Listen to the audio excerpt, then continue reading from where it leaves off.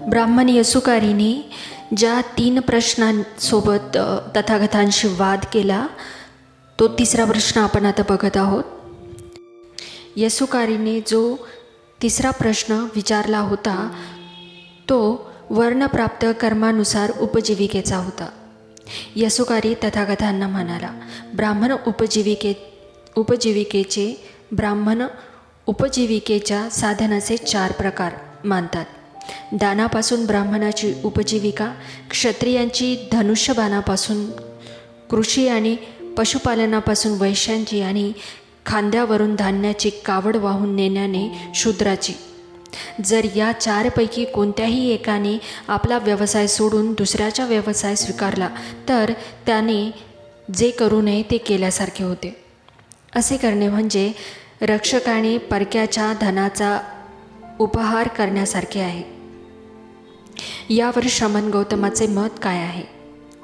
ब्राह्मणाचे हे वर्गीकरण सर्व जगतास मान्य आहे काय? बुद्धांनी विचारले. यसुकारीने उत्तर दिले नाही. वसिष्ठाला भगवान बुद्धांनी सांगितले, उच्च कुळात जन्म घेण्यापेक्षा जीवनात उच्च आदर्श असणे हे महत्त्वाचे आहे. जाती, विषमता, उच्चता, कनिष्ठता हे भेदभाव असूच शकत नाही. सर्व सारखेच आहे, असा भगवान बुद्धांचा उपदेश होता. जसे दुसरे तसाच मी, जसे आम्ही तसेच दुसरे, या विचाराने दुसऱ्याशी समरस व्हा, हा भगवान बुद्धांचा उपदेश होता. नंबर 2, धम्माला सदधम्मरूप. या वयाला त्याने माणसाचे मोठेपणा त्यांच्या जन्मावरून नव्हे तर कार्यावरून ठरवावे, अशी शिकवण दिली पाहिजे. ब्राह्मण प्रणीत चातुर्वर्णाचा सिद्धांत जन्मावरती आधारलेला होता. ब्राह्मण म्हणजे ब्राह्मण आईबापाच्या पोटी जन्माला येणारा मनुष्य, वैश्य म्हणजे वैश्य आईबापांच्या पोटी जन्माला येणारा मनुष्य आणि शूद्र म्हणजे शूद्र आईबापाच्या पोटी जन्मास येणारा मनुष्य. ब्राह्मणांच्या मते माणसाचे मोठेपण त्याच्या जन्मापेक्षा दुसऱ्या कशावरही अवलंबून नाही. चातुर्वर्ण्याच्या प्रमाणे हा सिद्धांतही भगवान बुद्धांना घृणास्पद वाटत असे.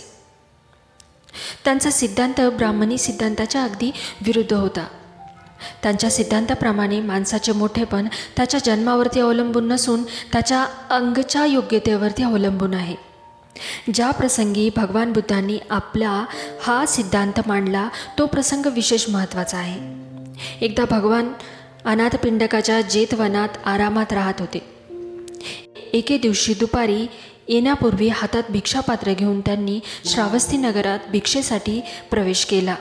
त्यावेळी होमाग्नी प्रज्वलित करून यज्ञाची तयारी चालली होती. भिक्षाटन करताना भगवान अग्निक नावाच्या ब्राह्मणाच्या दारी आले. त्याच्या घरात होमाग्नी पेटलेला होता. आहुतीची तयारी चालू होती. भगवंतांना आपल्या दाराशी येताना पाहून अग्निक रागाने म्हणाला, हे केशकुंचिता थांब, तेथेच थांब. हे करंटा भिक्खू तेथेच थांब. हे दीनवृक्षाला बहिष्कृत माणसा तेथेच थांब. ब्राह्मणाचे हे शब्द ऐकून भगवान म्हणाले, हे ब्राह्मणा, वृषल म्हणजे बहिष्कृत कोणाला म्हणायचे? माणूस कोणत्या कारणांनी बहिष्कृत ठरतो हे तुला माहीत आहे काय? नाही गौतमा, कोणाला वृषल बहिष्कृत म्हणावे आणि कोणत्या कारणाने मनुष्य वृषल आणि बहिष्कृत ठरतो हे मला काही माहीत नाही. भगवान त्याला म्हणाले, वृषल बहिष्कृत कोणाला म्हणायचे याचे ज्ञान तुला झाल्यास काही वावगे होणार नाही. यावर अग्निक ब्राह्मण म्हणाला, त्याचे ज्ञान मला व्हावे याचा जर आग्रहच तू धरत आहेस तर सांग, तुला काय सांगायचे आहे ते. ब्राह्मणाची संमती मिळताच भगवान म्हणाले, जो मनुष्य स्वभावाने रागीट, दीर्घद्वेषी, दुर्गुणी, निंदाप्रिय, मिथ्यादृष्टी आणि वंचक आहे त्याला वृषल म्हणजे बहिष्कृत समजावे. जो सजीव प्राण्यांना, पशूंना आणि पक्ष्यांना उपद्रव करतो, ज्याच्या ठिकाणी सजीव प्राण्यासंबंधी अनुकंपा नाही, तो वृषल म्हणजेच बहिष्कृत समजावा. जो खेड्यापाड्यांना वेढा घालून त्यांना नाश करतो आणि जो अत्याचारी म्हणून प्रसिद्ध आहे तो वृषल म्हणजे बहिष्कृत समजावा. जो गावात अथवा जंगलात परक्याचे धन चोरीने हिरावून नेतो तो वृषल म्हणजे बहिष्कृत समजावा. जो ऋण घेऊन पळून जातो किंवा फेडीची मागणी केली असता मी तुमचे काही लागत नाही असे म्हणतो तो वृषल म्हणजे बहिष्कृत समजावा. जो एखादा शूद्र वस्तूच्या वासनेने वाटसरूला लुबाडतो किंवा द्रव्य लाभाच्या आशेने खोटे बोलतो तो वृषल म्हणजे बहिष्कृत समजावा. जो साक्षीच्या वेळी स्वतःसाठी किंवा दुसऱ्यासाठी किंवा द्रव्य लाभाच्या आशेसाठी खोटे बोलतो तो वृषल किंवा बहिष्कृत समजावा. जो संमतीने अथवा बलात्काराने आप्त अथवा मित्रांच्या स्त्रियांशी मर्यादित क्रमण करतो तो वृषल म्हणजे बहिष्कृत समजावा. जो संपन्न असूनही आपल्या गतयौवनात वृद्ध अशा मातापितराचे पोषण करत नाही तो वृषल म्हणजे बहिष्कृत समजावा. जो चांगले कोणते म्हणून विचारले असता वाईटाची सल्लामसलत देतो आणि कपटीपणाने शिकवतो तो वृषल म्हणजे बहिष्कृत समजावा. जन्माने कोणीच वृषल किंवा बहिष्कृत नसतो, त्याचप्रमाणे जन्माने कोणीही ब्राह्मण ठरत नाही. भगवंताचे हे शब्द ऐकून त्यांना केलेल्या शिवीगाळीबद्दल त्या अग्निकाला आपलीच लाज वाटू लागली. नंबर 3, धम्माला सदधम्मरूप. या वयाला त्याने धम्माने म्हणजे माणसामधील समतेच्या भावनेची अभिवृद्धी केली पाहिजे. जन्माने माणसं विषम असतात, काही बळकट तर काही दुबळी असतात. काहींना अधिक बुद्धी असते तर काहींना थोडी अथवा मुळीच नसते. काहींच्या अंगी थोर कर्तृत्व शक्ती असते तर काहींच्या अंगी ती फारच थोडक्या प्रमाणात असते. काही सधन असतात तर काही दरिद्री असतात. काहींना अधिक बुद्धी असते तर काहींना थोडी अथवा मुळीच नसते.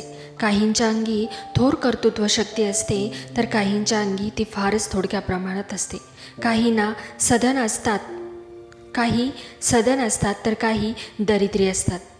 या सर्व प्रकारच्या माणसांना जीवन संघर्षात प्रवेश करायचा असतो. या जीवन संघर्षात विषमता ही स्वाभाविक स्थिती आहे असे मानले तर दुबळ्यांची स्थिती असह्य होईल. विषमता जीवनाचा नियम करून चालेल काय? या नियमाचा परिणाम म्हणजे जीवन संघर्षात जे योग्यतम ते टिकतील असा असल्यामुळे काही लोक वरील प्रश्नाचे उत्तर होकारार्थी देतात. परंतु प्रश्न असा आहे की संघर्षात जे योग्यतम ते समाजाच्या दृष्टीने श्रेष्ठतम ठरतात काय? याला कोणीही होकारार्थी उत्तर देऊ शकणार नाही. याच कारणास्तव धर्म समता शिकवितो. जरी श्रेष्ठतम मनुष्य योग्यतम नसला तरी समाजात समतेच मान्यता दिल्यास तो जगू शकेल. समाजाला जर कोणाची गरज असेल तर ती श्रेष्ठतम पुरुषाची, योग्यतम पुरुषाची नव्हे. याच कारणास्तव मुख्यतः धर्म समतेच्या तत्वाचा पुरस्कार करतो. हा बुद्धांचा दृष्टिकोन आहे. यास्तव जो समता शिकवित नाही तो स्वीकारनीय नाही असे त्यांचे म्हणणे होते. स्वतःला सुखी करण्यासाठी दुसऱ्याला दुःखी करा अथवा दुसऱ्याला सुखी करण्यासाठी स्वतःला दुःखी करा अथवा स्वतःला आणि दुसऱ्याला दुःखी करा अशा तऱ्हेचे कर्माचा उपदेश करणाऱ्या धर्मावरती तुम्ही विश्वास ठेवाल काय? यावर श्रद्धा ठेवाल काय? जो धर्म आपल्या सुखाबरोबरच दुसऱ्यांच्याही सुखाची वाढ करण्याची आणि कोणताही अत्याचार सहन न करण्याचा उपदेश करतो तो श्रेष्ठतम धर्म नव्हे काय? जे ब्राह्मण समतेच्या तत्वाला विरोध करत त्यांना हे आणि अशासारखे मोठे खोचक प्रश्न बुद्ध विचारित असे. भगवान बुद्धांचा धम्म म्हणजे माणसाच्या सद्प्रवृत्तीतून उद्भवणारा अत्यंत न्यायप्रधान असा धर्म आहे. चतुर्थ खंड धर्म म्हणजे रिलिजन आणि धम्म. भाग पहिल्यामध्ये धर्म, रिलिजन आणि धम्म. भाग दुसरामध्ये पारिभाषिक शब्दसौम्यामुळे मौलिक भेद कसे अस्पष्ट राहतात. भाग तिसरामध्ये बौद्ध जीवन मार्ग आणि भाग चौथामध्ये बुद्धांचे प्रवचने. भाग पहिला धर्म आणि धम्म म्हणजे रिलिजन. धर्म, रिलिजन म्हणजे काय? धर्म रिलिजन हा एक अनिश्चित शब्द असून त्याचा एक ठराविक असा अर्थ नाही. तो शब्द अनेकार्थी आहे. याचे कारण धर्म म्हणजे रिलिजन हा निरनिराळ्या अवस्थातून गेलेला आहे. एका अवस्थेतील त्याचा अर्थ मागील किंवा पुढील अवस्थातील अर्थाशी समान नाही, तरी त्या सर्व अवस्थासंबंधी हा एकच शब्द वापरला जातो. धर्माचा आशय कधीही निश्चित असा नव्हता. तो वेळोवेळी बदलत गेलेला आहे. वीज, पाऊस, पूर इत्यादी ज्या घटनाचे कार्यकारणभाव आदिमानवाला स्पष्ट करता येत नसत, तेव्हा त्याच्या निग्रहाच्या नावाने तो जे काही चमत्कारिक प्रयोग करी त्यांना जादू म्हणत. प्रारंभी धर्म आणि जादू ही एकरूप होती. धर्माच्या विकासाच्या दुसऱ्या अवस्थेत धर्माने विश्वास, धार्मिक आणि धर्मकांड, विधी, प्रार्थना आणि यज्ञ असे स्वरूप धारण केले. परंतु या गोष्टी धर्माच्या मूळ गाभा नसून त्या धर्मापासून उद्भवलेल्या म्हणजे गौण आहेत. धर्माच्या केंद्रबिंदूला ज्या विश्वासापासून प्रारंभ होतो तो विश्वास असा की अशी एक शक्ती आहे की जिच्यामुळे सर्व चमत्कार घडून परंतु जी आदिमानवाच्या ज्ञानसामर्थ्याच्या पलीकडे आहे. या अवस्थेत जादूची महती कमी झाली. प्रारंभी ती अज्ञात व अज्ञेय शक्ती सैतानी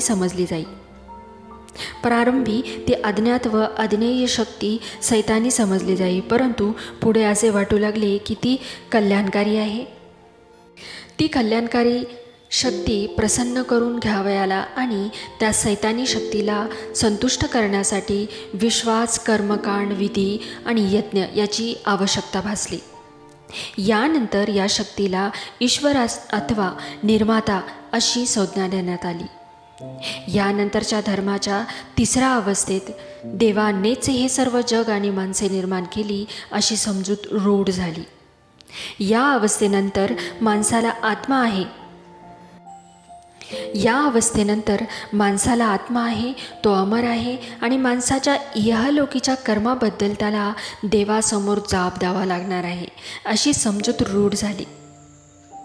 धर्मविचाराचा विकास थोडक्यात वरीलप्रमाणे सांगता येईल. देवावर श्रद्धा, आत्म्याच्या अस्तित्वासंबंधी विश्वास, ईश्वर पूजा, चुकणाऱ्या आत्म्याची सुधारणा, प्रार्थना, विधी या यज्ञ, याग इत्यादींना देवाला प्रसन्न करणे म्हणजे धर्म आणि हे सर्व आशय धर्म या शब्दाने व्यक्त होतात. नंबर 2. धर्मापासून रिलिजन वेगळा कसा? भगवान बुद्ध ज्याला धम्म म्हणून संबोधितात तो धर्मापासून मूलतः भिन्न आहे.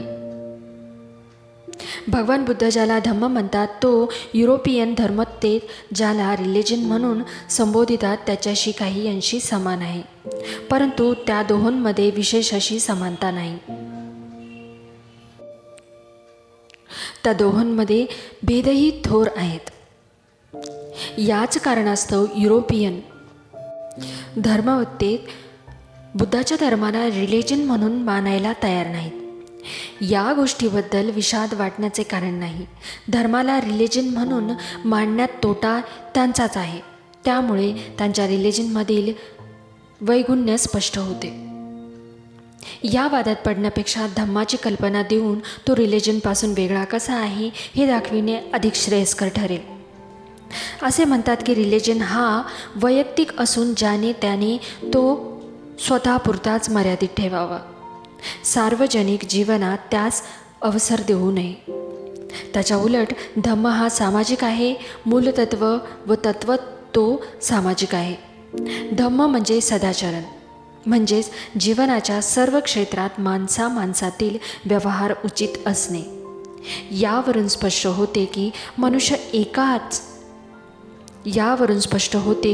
मनुष्य एकटाच असला तरी त्याला धम्माची आवश्यकता नाही. परंतु ज्यावेळी दोन माणसे कोणत्याही संबंधाने एकत्र येतात तेव्हा त्यांना आवडो ना आवडो धम्म हा पाहिजेच. त्यापासून सुटका व्हायची नाही.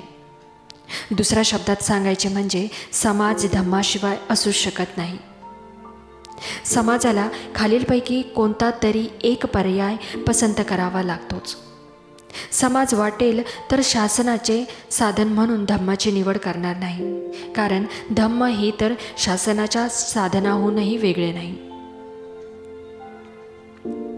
असा समाज जो धर्माचा शासनासाठी स्वीकार करणार नाही तो अराजकाचा मार्ग स्वीकारेल. दुसरा पर्याय म्हणजे समाज पोलीस म्हणजेच हुकुमशाही याचीच शासनासाठी निवड करू शकेल. तिसरा पर्याय म्हणजे समाज धम्माबरोबरच धम्माचे उल्लंघन करणाऱ्या लोकांना शासक करणारा मॅजिस्ट्रेट याचा स्वीकार करू शकेल. अराजक आणि हुकुमशाही या दोन पर्यायात स्वातंत्र्याचा नाश होतो. अराजक आणि हुकुमशाही या दोन पर्यायात स्वातंत्र्याचा नाश होतो. फक्त तिसऱ्या पर्यायात स्वातंत्र्य टिकू शकते. ज्यांना स्वातंत्र्य पाहिजे त्यांनी धम्माचा स्वीकार केला पाहिजे. धम्म म्हणजे काय आणि धम्माची आवश्यकता काय? प्रज्ञा म्हणजे काय आणि तिची आवश्यकता काय असावी? प्रज्ञा म्हणजे निर्मळ बुद्धी, खुळ्या समजुतीला जागा राहू नये म्हणून भगवान बुद्धांनी प्रज्ञेला आपल्या धम्माच्या दोन कोनशिलापैकी एका कोनशिले इतके महत्त्व दिलेले आहे. करुणा म्हणजे काय आणि करुणेची आवश्यकता काय? करुणा म्हणजे प्रेम. करुणेशिवाय समाज जगू शकत नाही किंवा त्याची उन्नतीही होऊ शकत नाही. म्हणूनच बुद्धांनी करुणेला आपल्या धम्मात दुसऱ्या कोनशिले इतके महत्त्व दिलेले आहे. ही झाली बुद्धाच्या धम्माची व्याख्या. रिलिजनच्या व्याख्येपेक्षा धम्माची व्याख्या किती वेगळी आहे. बुद्धांची धम्माची व्याख्या अगदी प्राचीन असली तरी ती आधुनिक युगाला जुळणारी वाटावीशी अशी आहे. ती जितकी पुरातन तितकीच अभिनव आहे. ती कोणापासून उसनी घेतलेली नाही आणि ती किती सत्य आहे. प्रज्ञा आणि करुणेचे अपूर्व मिश्रण म्हणजेच भगवान बुद्धांचा धम्म. रिलिजन आणि धम्म यामध्ये महंत तर नाही. नंबर 3, धर्माचे प्रयोजन आणि धम्माचे प्रयोजन. धर्माचे प्रयोजन काय आणि धम्माचे प्रयोजन काय? 3 प्रयोजने एकच आहेत. धर्माचे प्रयोजन काय आणि धम्माचे प्रयोजन काय? ती प्रयोजने एकच आहेत का भिन्न आहेत? या 2 प्रश्नाची उत्तरे बुद्धांच्या सुन्नखत आणि पोट्टपाद या ब्राह्मणांबरोबर झालेल्या संवादात आढळतात. एकदा भगवान मल्लाच्या अनुपीय या नगरात राहत होते. त्याप्रसंगी एका दिवशी अगदी सकाळी चिवर धारण करून हातात भिक्षापात्र व दुसरे चिवर घेऊन त्यांनी भिक्षाटनासाठी नगरात प्रवेश केला. रस्त्यात त्यांना असे वाटले की भिक्षेसाठी इतक्या सकाळी जाणे योग्य नव्हे, म्हणून ते पारिवाचक भगवा यांच्या आश्रमात त्याला भेटण्यास गेले. भगवानांना पाहून भगवा उठला आणि अभिवादन करून म्हणाला, भगवान या आसनावरती बसावे. भगवान बसल्यावर भगवा एका लहान आसनावरती बसला आणि भगवानांना म्हणाला, काही दिवसापूर्वी सुन्नखत लिच्छवी मजकडे येऊन म्हणाला, तथागतांचे शिष्यत्व सोडले असून त्यांचा शिष्य म्हणून त्याचकडे राहत नाही. सुन्नखताचे म्हणणे हे खरे आहे काय? भगवंतांनी उत्तर दिले, होय, सुन्नखत लिच्छवी जे म्हणतो ते खरे आहे. सुन्नखत मला ते म्हणाला. त्यानंतर मी त्याला विचारले, सुन्नखत तू माझ्याबरोबर राहा आणि माझा शिष्यही हो असे मी कधी तुला म्हणालो का? सुन्नखताने मला उत्तर दिले, नाही, तुम्ही कधीच तसे मला सांगितले नाही. मी त्याला विचारले, आणि तू तरी असे कधी म्हणाला होतास का की मी शिष्य म्हणून भगवंताच्या छत्राखाली राहीन? नाही भगवान, नाही. नंतर मी त्याला विचारले, जर मी तुला सांगितले नव्हते आणि तूही मला विचारले नव्हते तर मग तू सोडून जाण्याची भाषा तू का करतोस? याचा अर्थ काय? वेडा, यात दोष तुझा की माझा? पण भगवान, आपण सामान्य माणसाच्या शक्तीबाहेरील असे चमत्कार मला करून दाखवित नाही. सुन्नखत बोलला, अरे सुन्नखता, मी तुला असे कधीतरी म्हटलं होतं काय की तू मला गुरु म्हणून स्वीकार कर आणि मी तुझ्यासाठी असामान्य चमत्कार करून दाखवीन? नाही भगवान, नाही, असे कधीच आश्वासन दिले नव्हते. तू कधीतरी आपला असा विचार माझपाशी केलास का की मी भगवंताचे शिष्यत्व स्वीकारेन, कारण तसे केल्यास तो माझ्यासाठी असामान्य चमत्कार करून दाखवील? नाही भगवान, नाही. जर मी तरी बोललो नसेल आणि तू तसा बोलला नसशील तर वेड्या माणसा, मला सोडून जाण्याच्या तुझ्या भाषेचा अर्थ काय? तुला असे वाटते काय की माझ्या धम्माचे प्रयोजन असामान्य चमत्कार करून दाखविणे अथवा न दाखविणे असं आहे? माझ्या धम्माचा उद्देश तो त्या धम्मानुसार आचरण करतो, तो आपल्या दुःखाचा नाश करू शकतो, हा नाही काय? भगवान, असामान्य चमत्कार करून दाखवा अथवा दाखवू नका. तथागताच्या धम्माचा उद्देश धम्मानुसार जो आचरण करतो त्याच्या दुःखाचा परिहार होऊ शकतो, हा आहे.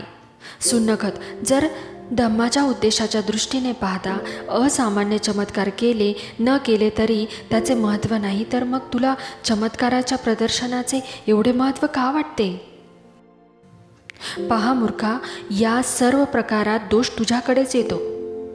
भगवान, परंतु आपण मला वस्तुजातीचा आरंभ कसा झाला याचा साक्षात्कार घडवित नाही.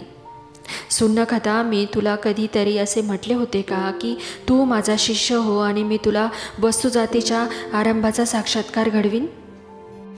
नाही भगवान, नाही. किंवा तू तरी मला असे कधी म्हणाला होतास काय की तुम्ही मला वस्तुजातीच्या आरंभाचा साक्षात्कार घडवावा म्हणजे मी तुमचा शिष्य बनेन? नाही भगवान, नाही. जर मीही तुला तसे आश्वासन दिले नव्हते आणि तूही तशी मागणी केली नव्हतीस तर मग वेड्या माणसा, मला सोडून जाण्याची भाषा करतोस याचा अर्थ काय?